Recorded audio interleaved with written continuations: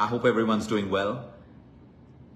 It's good to see you, Sarita, Suzanne, Namrata. Good to see all of you all joining in today. Today I want to talk about something very different. How you can rewrite your own story. Well, it's a prognosis. What's a prognosis? You get diagnosed with cancer, with diabetes, a cardiovascular disease, and the doctor says, this is the symptom, you have a condition, this is the prognosis. It could get really bad, you may be on medication for a lifetime, you have 3 months to live, you have 6 months to live, both sides of the spectrum, from extreme to just normal, okay? Or we have our own stories that we build in our own life, that I'll never get that promotion, I'm not good enough, or my relationship can never get better, I'll never find love. These are stories that may be real, but we keep telling ourselves these stories and it doesn't really change our life. Let's start off with a prognosis. Remember, the diagnosis is very important. You get diagnosed, you do all your blood tests, okay, or you get diagnosed with depression based on your psychometric tests and based on your therapist and all the symptoms that you display. The diagnosis is what it is. The prognosis is a lot up to you. You can rewrite that. If you believe the prognosis completely, you become a victim of that. Your belief system is everything. Now, what about all the prognoses which are wrong, which never come through, And that's why we're not trying to challenge the diagnosis. We're not trying to create a toxic positivity and act like, no, I don't have the disease. You got diagnosed, you have the disease. You didn't get the promotion, you didn't get the promotion. Your relationship is bad, your relationship is bad. You don't feel loved, you don't feel loved. That's fine, accept it. Don't try to act like it's different, because that is what it is at that point in life. Acceptance. Now, once you're in a state of acceptance, because if you're still in toxic positivity, you're in denial, you're fighting, you're resisting, you can't reach action. Action can only happen when there is acceptance. If there's no acceptance, action becomes reaction. What we need to understand is, now we know what it is. Let's say, hypothetically, person A has been diagnosed with cancer. All right, go through all the emotions, you've accepted it. You have cancer, stage 1, ER positive breast, prostate, doesn't matter.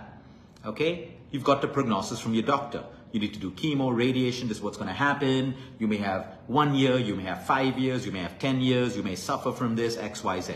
You listen. Now you go home and you rewrite the prognosis. You rewrite the prognosis. You rewrite the outcome that you want. You're aware, your conscious mind is aware of what possible side effects you may get with chemo, what possible side effects you may get with radiation. Why do I say possible? Because not every patient gets those side effects. Remember that. Not every patient gets those side effects. The patients who never even knew that there would be a side effect never gets a side effect. So you rewrite.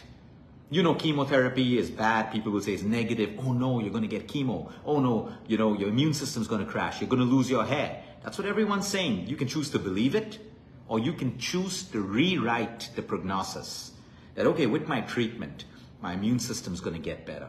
Inflammation is going to come down. My hair is going to be beautiful. My skin is going to glow. I have a great team of doctors. I have a great team of nutritionists. Everyone around me is going to build this life. In 3 months from now, I'll be on a holiday with my grandson. I'll be on holiday. What you need to do is write the outcome that you want. You see, there are two things about imagination. Imagination is a powerful tool. You can imagine the worst and you can get it. But there's nothing that you can get by imagining the worst. So you can put that same energy into imagining the best.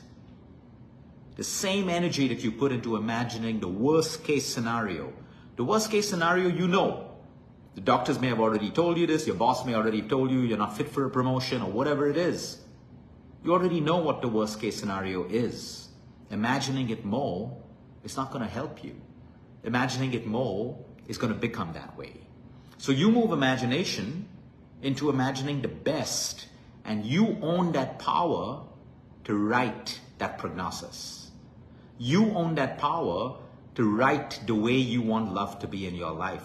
Not what the movies told you, not what the songs told you, not what 10 of your friends told you, not what 10 pictures on Instagram showed you how happy people in love are. No, you write, you look inside, you feel inside, and you rewrite your story.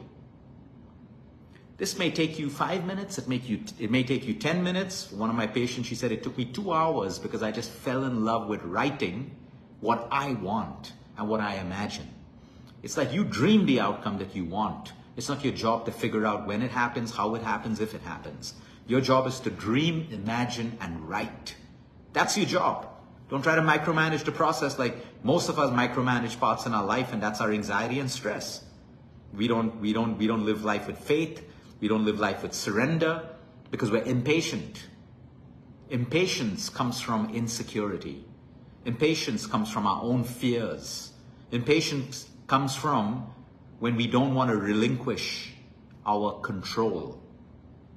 That's where impatience comes from. Faith and surrender is about patience. It's about patience. It's not about, okay, I surrender everything and you wake up every morning, it's not happening, it's not happening, it's not happening. No, it will take its own time. And that's why faith is not just belief. Faith is belief and patience. So what we need to understand today, whoever you are, wherever you are in the world, whatever you're going through, you may not even be going through a problem, but you may just want to write the outcome that you want in your life at this point. You may be having a problem with someone, okay, and your mind's already thought about, oh no, the relationship's spoiled, this is what's going to happen. That's fine, that's your conscious mind. Why don't you write what you would really like the outcome to be? What would you like the outcome to be? Because this self-help exercise makes you go within you. It makes you look within you. It makes you look at truly what you want. Not what the world wants, not what people will think. What do you want out of this meeting? What do you want out of this relationship? What do you want out of this disease? The outcome of it. You are in control of that, not the world. Because when you hand it over, that remote control of your emotions, to a doctor, to the banker, to your boss, to your partner, to whatever, you're controlled. You're controlled all the time. We respect these positions. We listen, we learn, we take guidance, but we control the outcome with our imagination. That's how miracles happen. We've seen this amongst so many of our patients and people who are not our patients. They thought of the outcome differently. They refused to believe the prognosis. Because why will you believe the prognosis? Then what's the point? End it right now. What's the point of believing the prognosis? What about miracles? What about faith? What about surrender?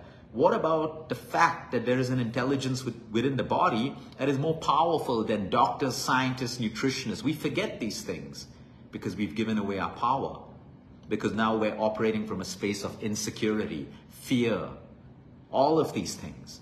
So sometimes we just need to change the space from where our thoughts and feelings come, and everything changes. So right now you have the ability.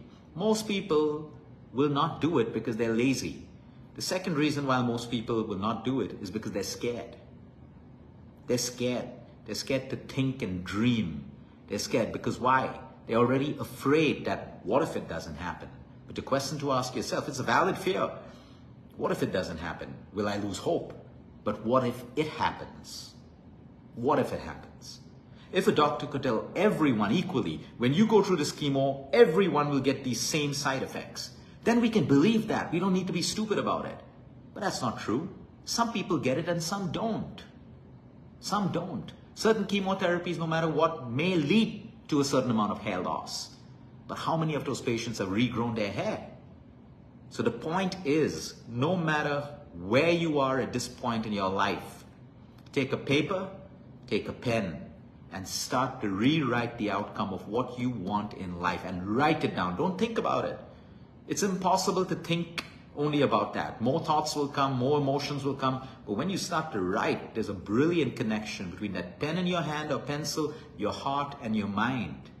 That's what makes journaling, when done the right way, so powerful. That's what makes writing so powerful. It's one of the best tools to improve your emotional health. Connect your emotions with a piece of paper. And when you write it down, what also gets trained is your subconscious mind. And then you read that prognosis every day, or you write it every day. So try this out and see how it works. You have nothing to lose. You have everything to gain. Because the moment you write out your prognosis, okay, it overrides the prognosis that someone else has given you. And then you read it tomorrow, and you read it before bedtime, and you read it again. You're making a new neural pathway over the original prognosis. And that's how the subconscious mind works. That is the power of the subconscious mind. We want to change any pattern of thought or fear. We need to override it. We can't get rid of it. We can't meditate it away. We can't exercise it away. We got to create a new one over it. We need to override it. How do you override it? By writing it, reading it, repeating it over and over again. You can write it once, but you can read it many, many, many, many, many times. So it keeps on going in your subconscious mind over and over and over again. And once the program in your subconscious mind changes, everything else changes. The physical space, an emotional space, and a mental space, and even a spiritual space. Have a great day, everyone. Until next time, eat smart, move more, sleep right, breathe deep, and remember, you care is all about you.